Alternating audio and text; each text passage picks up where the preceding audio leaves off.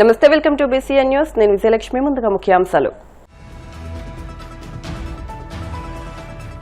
కృష్ణా జిల్లాలోని ప్రముఖ పుణ్యక్షేత్రం శ్రీ వల్లి దేవసేన సమేత సుబ్రహ్మణ్యేశ్వర స్వామివారిని దర్శించుకున్న డిప్యూటీ సీఎం పవన్. ఆలయ మర్యాదలతో స్వాగతం పలికిన అధికారులు.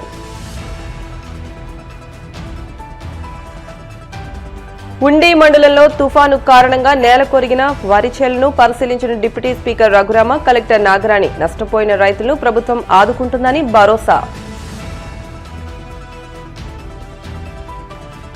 తుఫాను నేపథ్యంలో ప్రభుత్వ ముందస్తు అప్రమత్తత వల్ల ప్రాణ పశు నష్టం నివారించగలిగాం. మంత్రి డోలా బాలవీరాంజనేయ స్వామి వెల్లడి. బాపట్ల జిల్లాలో మోంతా తుఫాను ప్రభావిత ప్రాంతాల్లో మంత్రి కొలుసు పాదసారథి పర్యటన. పునరావాస కేంద్రాలను సందర్శించి సౌకర్యాలపై ఆరా. కృష్ణా జిల్లాలోని ప్రముఖ పుణ్యక్షేత్రం శ్రీ వల్లి దేవసేన సమేత సుబ్రహ్మణ్యేశ్వర స్వామివారిని ఉప ముఖ్యమంత్రి పవన్ కళ్యాణ్ దర్శించుకున్నారు. దేవస్థాన ప్రాంగణానికి విచ్చేసిన పవన్ కు ఆలయ సూపరింటెండెంట్ అచ్యుత మధుసూదన్ రావు, ఆలయ అర్చక బృందం పూర్ణ కుంభంతో ఘన స్వాగతం పలికారు. అనంతరం డిప్యూటీ సీఎం ఆలయ ఆవరణలో గల నాగపుట్టలో పాలుపోసి మొక్కుబళ్లు చెల్లించుకున్నారు. శ్రీ సుబ్రహ్మణ్యేశ్వర స్వామివారిని దర్శించుకుని విశేష పూజలు నిర్వహించారు. ఆలయ అర్చకులు స్వామివారికి సంబంధించిన విశిష్ట అర్చనలు, ఆశీర్వచనాలు అందజేశారు. దర్శనం అనంతరం ఆలయ అధికారులు పవన్ కళ్యాణ్ దేవస్థాన మర్యాదలతో ఘనంగా సత్కరించి స్వామివారి తీర్థ ప్రసాదాలు అందజేశారు.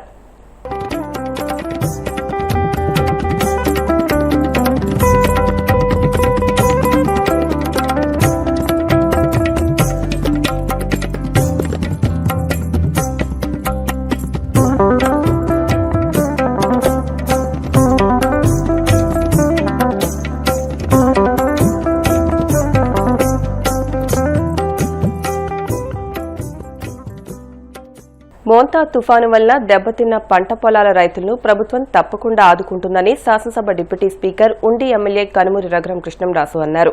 పశ్చిమ గోదావరి జిల్లా ఉండి మండలం వాండ్రం గ్రామం ఎఫ్సీఐ గొడౌన్స్ వద్ద నేల కొరిగిన వరి చేలను కలెక్టర్ చదలవాడ నాగరాణి, జిల్లా వ్యవసాయ అధికారి వెంకటేశ్వరరావు, జనసేన నియోజకవర్గ ఇన్ఛార్జ్ జుత్తుగ నాగరాజు, సర్పంచుల ఛాంబర్ మండల అధ్యక్షుడు వెంకటకృష్ణ, ఏడీఏ జీవన్ ప్రతాప్, తహసీల్దార్ నాగార్జున, పాలకోడేరు సహకార సంఘ అధ్యక్షుడు కొత్తపల్లి నాగరాజు, డీసీ చైర్మన్ ఫణిబాబులతో కలిసి పరిశీలించారు.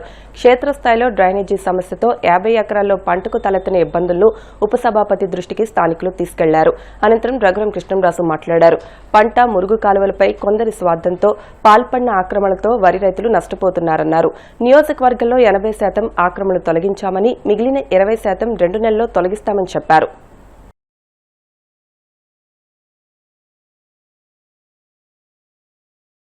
ఉండి మండలం వాండ్రం గ్రామంలో కొంత భాగం వరి పంట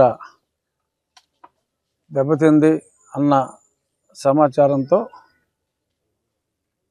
కలెక్టర్ మేడం గారు, నేను ఇక్కడ విజిట్కి రావటం జరిగింది.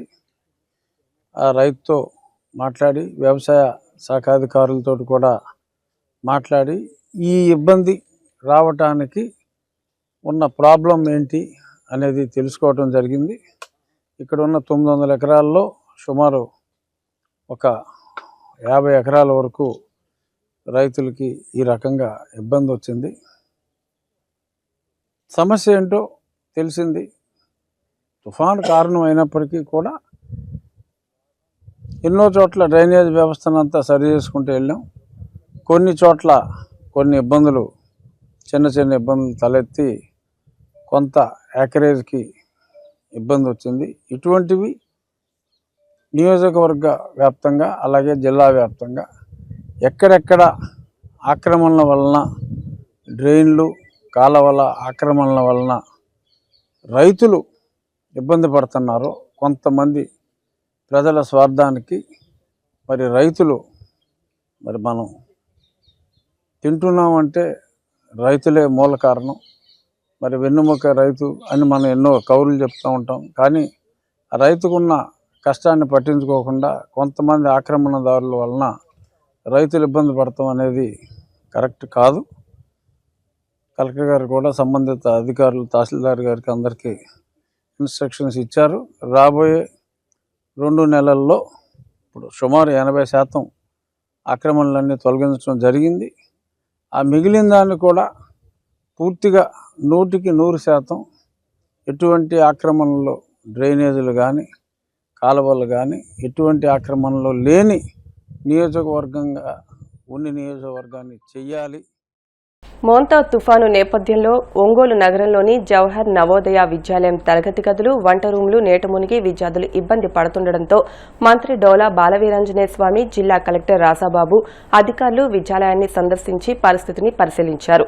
విద్యార్థులకు టిఫిన్ వస్తువులపై మంత్రి, జిల్లా కలెక్టర్ స్వయంగా సమీక్షించారు. విద్యార్థులకు ఎలాంటి అసౌకర్యం కలగకుండా చర్యలు తీసుకోవాలని విద్యాలయం ప్రిన్సిపాల్ను, అధికారులను ఆదేశించారు. ఒంగోలు నగరంలో వర్షనీటితో మునిగిన బిలాల్ నగర, కరుణానగర్లను ట్రాక్టర్లో ఎక్కి పర్యటిస్తూ పరిస్థితులను పరిశీలించారు.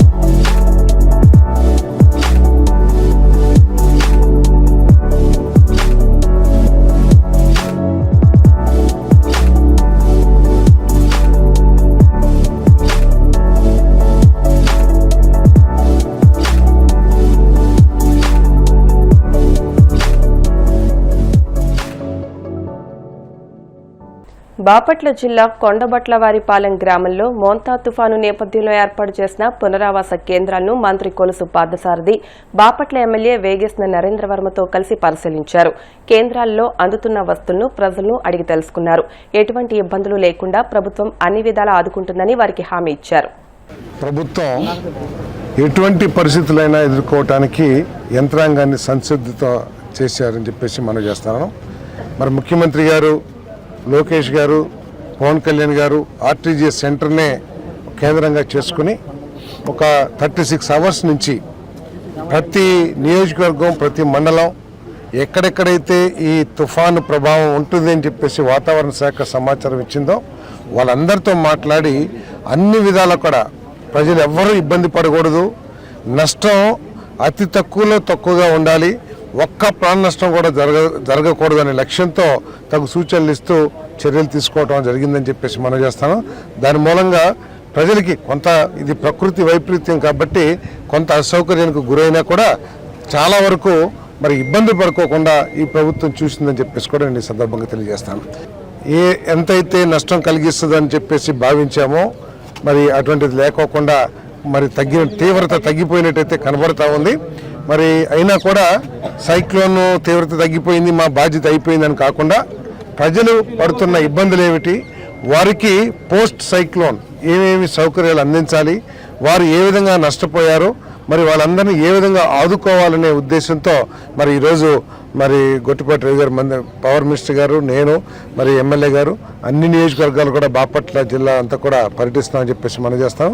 మరి మన గొట్టిపాటి రవి గారు ఎక్కడెక్కడైతే స్తంభాలు పడిపోయినాయో మరి దాదాపు 87 నుంచి 100 స్తంభాల వరకు ఈ జిల్లాలో పడిపోయినాయి అని చెప్పేసి సమాచారం ఉంది. మరి వాటిని వెంటనే ఎరెక్షన్ చేస్తున్నప్పుడు మనం వచ్చే దారిలో కూడా పోల్స్ పడిపోతే వాటిని ఎరెక్ట్ చేశారు, స్టింగింగ్ కూడా చేస్తారు. సో మధ్యాహ్నం ఇంకో 1-2 గంటల్లో కరెంటు కూడా ఇక్కడ కూడా చేస్తున్నట్టున్నారు. 1-2 గంటల్లో కరెంటు విద్యుత్ సౌకర్యాన్ని కల్పించడానికి ప్రయత్నం చేస్తామని చెప్పేసి మనం చేస్తాం. ఇప్పుడు కాసేపు ప్రకటనలు.